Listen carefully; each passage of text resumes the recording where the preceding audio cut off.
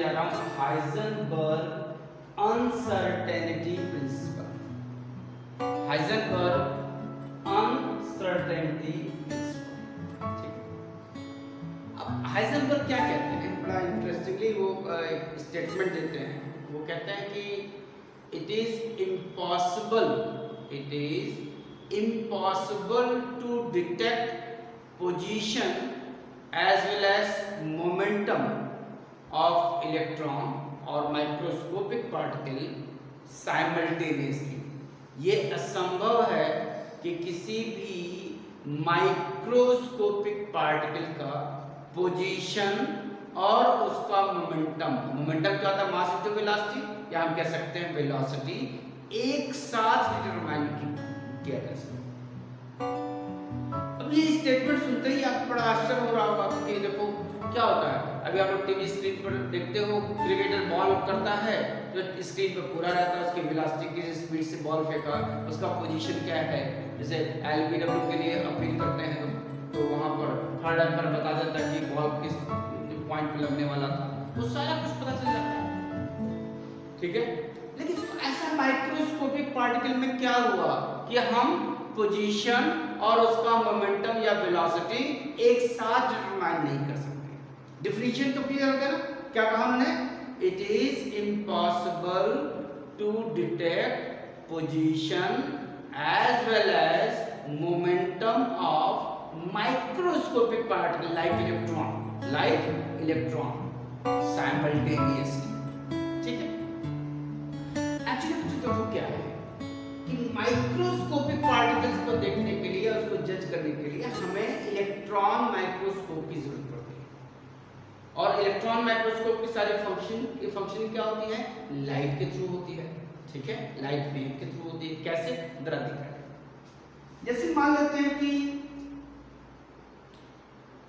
ये एक इलेक्ट्रॉन है यहाँ पर, ठीक है, और यहाँ पर ये है, ये मान लेते हैं इलेक्ट्रॉन माइक्रोस्कोप। अब जरा समझना है इस बात को, बहुत ध्यान से समझना है आपको। ये देखो बच्चे, दो एग्जैक्टली अपोजिट फिनोमेना होगा, यार ध्यान से देखना। अगर किसी पॉइंट पर जो इलेक्ट्रॉन जहां प्रेजेंट है उसको डिटेक्ट करना है तो ऐसा कोई बीम डालना पड़ेगा जो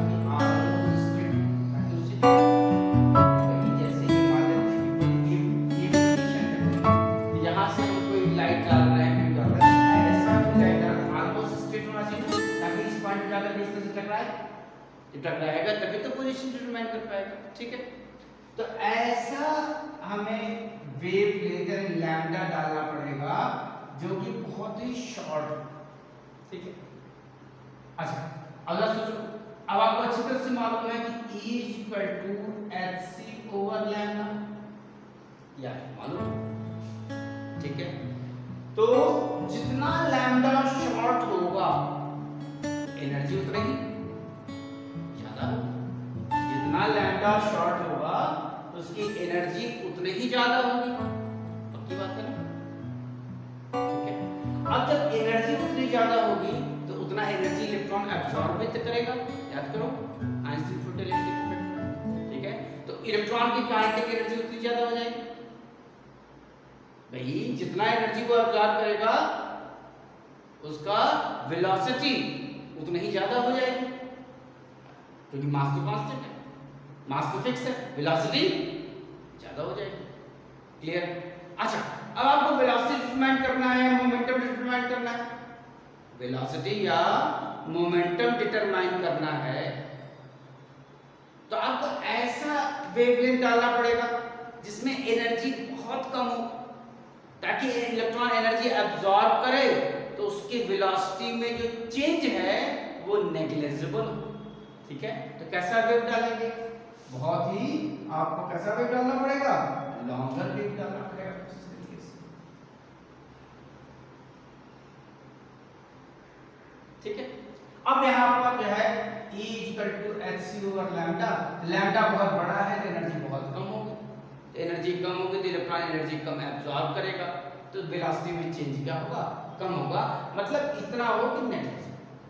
तो अंडरस्टूड है बच्चों कि अगर पोजीशन डिटरमाइन करना हो तो आपको बहुत ही शॉर्ट वेवलेंथ डालना पड़ेगा, और जब शॉर्ट वेव डालेंगे तो एनर्जी उतनी ही ज्यादा हो जाएगी उसकी, और एनर्जी जब ज्यादा होगी इलेक्ट्रॉन उतनी एनर्जी एब्जॉर्ब करेगा तो उसकी वेलोसिटी उतनी चेंज हो जाएगी, यानी अनसर्टेन हो जाएगी।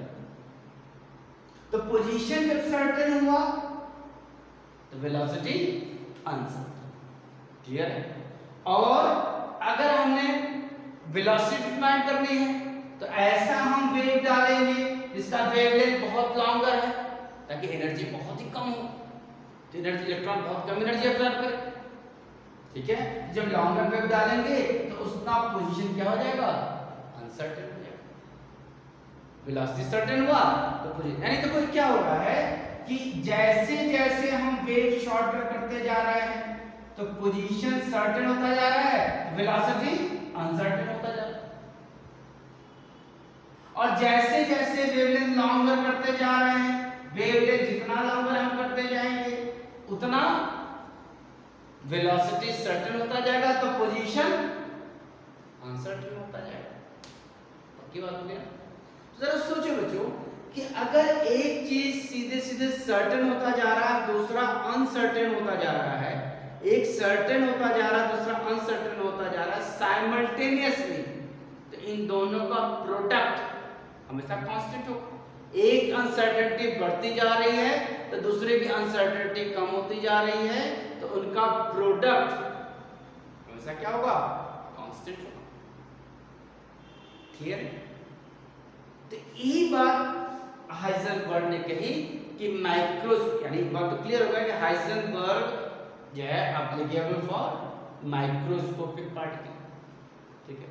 और हाइजेनबर्ग ने इसलिए भी कही क्योंकि बोहर्स ने कहा था कि फिक्स एनर्जी लेवल और उसकी बाउंड्री सर्टेन होगी, ठीक है।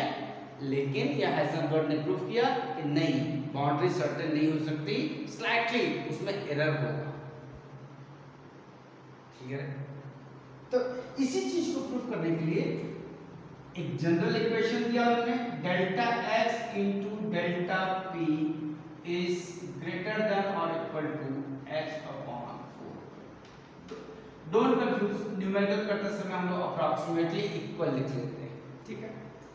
अब ये है क्या, where delta x is uncertainty, ध्यान से समझना बच्चों, delta x is uncertainty in position, मैं समझाता हूं मीनिंग इसका, वैल्यू पुट करने आपको आना चाहिए, और delta p is uncertainty in momentum है, यानी डेल्टा x इंटू यहां लिख सकते हैं m डेल्टा v, मास तो कांस्टेंट है, चेंज कौन होगा, वेलोसिटी, मोमेंटम की जगह पर mass into velocity, momentum approximately equal to h upon 4।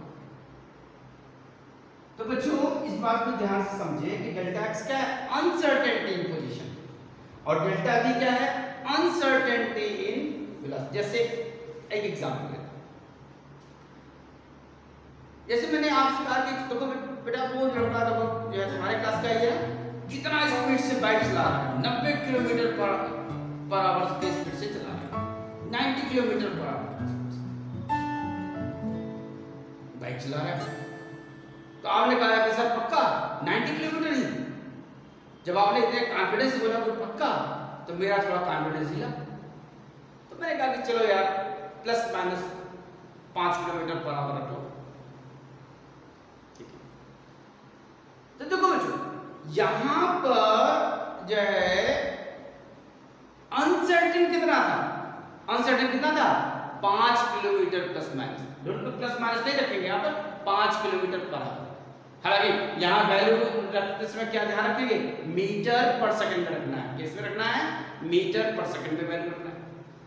तो अनसर्टेन कितना हुआ, 5 किलोमीटर पर आवर, सारा 90 नहीं रखना है, यहाँ 5 रखना है, 5 को क्या करना है, किलोमीटर है तो उसको क्या मल्टीप्लाइड बाय 1000, ठीक है, और आवर को 60 into 60 से डिवाइड, 3600 से डिवाइड करना है, तो मीटर पर सेकंड आ जाएगा, क्लियर। जैसे मैंने कहा कि कोई प्लेन जो है 500 मीटर पर सेकंड की स्पीड से ट्रैवल कर रहा है, 500 मीटर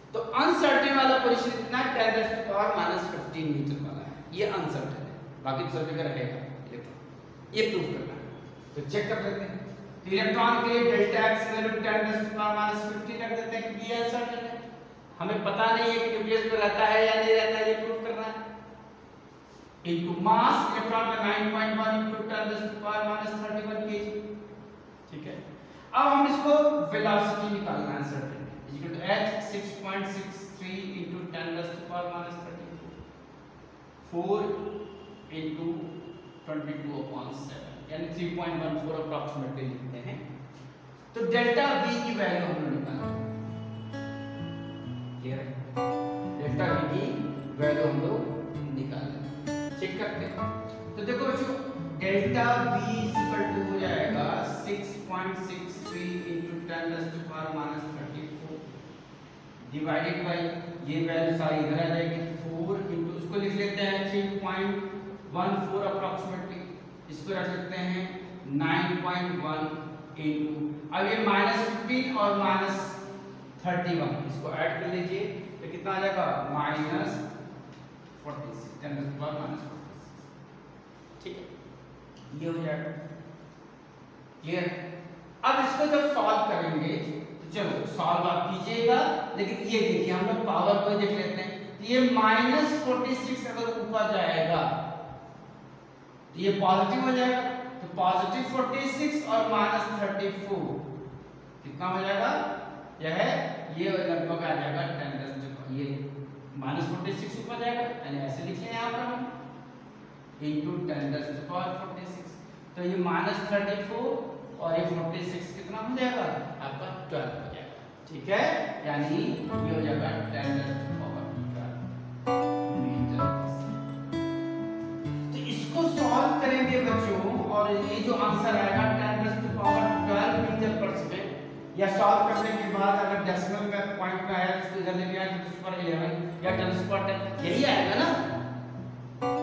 ठीक है, तो पहले बच्चों आप सोचिए कि किसी भी पार्टिकल का लाइट के से ज्यादा, ये आपने अभी प्रूव किया था, याद कीजिए m इक्वल टू, या डी ब्रोगली इक्वेशन में आपको पिछले वीडियो में डिस्कस किया था, m equal to m not upon v 1 minus v square upon c square under root. याद करो मैंने कहा था कि जब किसी पार्टिकल की वेलोसिटी लाइट के बराबर हो जाएगी तो मास क्या हो जाएगा? इनफाइनाइट हो जाएगा, पूरे यूनिवर्स में डिस्ट्रीब्यूट हो जाएगा एनर्जी के फॉर्म में। याद है ना?